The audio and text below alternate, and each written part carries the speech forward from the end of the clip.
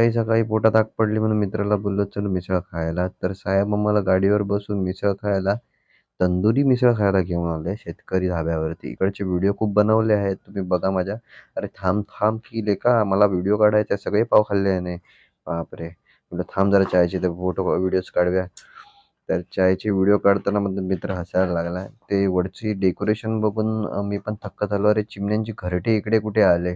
बापरे! खरोखरच शेतकरी धाबा आहे. पूर्ण लूक दिलाय शेतकरी ढाब्यासारखं, गोठ्यासारखं. त्यात गाई-वासरं बांधले तसे आम्हाला इकडे टेबलवरती बांधून ठेवलं होतं. पुढे मग मी मित्राला बोललो, "चल बाबा बाहेरून शूटिंग तरी करूया. थोडी शूट घेऊया आपल्या लोकांसाठी." शेतकरी धाब्याच्या डिस्क्रिप्शनमध्ये तुम्हाला ॲड्रेस पण देऊन ठेवेन. पुढे हा विदाऊट बैलाचा एक गाडा होता, बैलगाडा होता. मी मित्राला बोललो, "चल बाबा झोपूया." जाता-जाता ही शेळी दिसली, पण हिने काय सेल्फी दिला नाही. आपल्या कामात व्यस्त होती. मी बोललो, "उंटाचा तरी फोटो घेऊया." उंट आम्हाला वाकून-वाकून बघत आहे. "तुम्हाला तर दिसतंय का नाही?" तर बघा उंट 2 पायाचा, नाही 4 पायाचा आहे. 4 पायाचा उंट आम्हाला वाकून-वाकून बघत होता. मग त्याचे पण काही फोटो टिपले. "हां बाबा, तुला व्हिडिओमध्ये घेतो."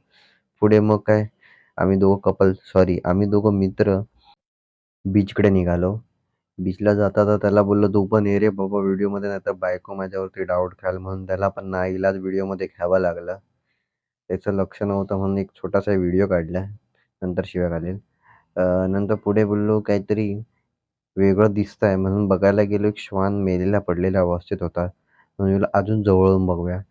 हा एवढा चिकटला होता मातीतला, मला वाटलं की थंड हा गारवा घेतोय, पण सहसा तो मेला होता असं वाटलं. चुचूक आवाज दिल्यावरती लगेच "अरे चल इकडून निघ" असं बोलायला लागला. मग पुढे काय 25 डिसेंबर येत आहे आणि काही बांधव इकडे ख्रिसमसची तयारी करत आहेत. खूप सारी लाइटिंग करतात. संध्याकाळी इकडे बघण्यासारखं असतं. कळंबला या, खूप सुंदर आहे.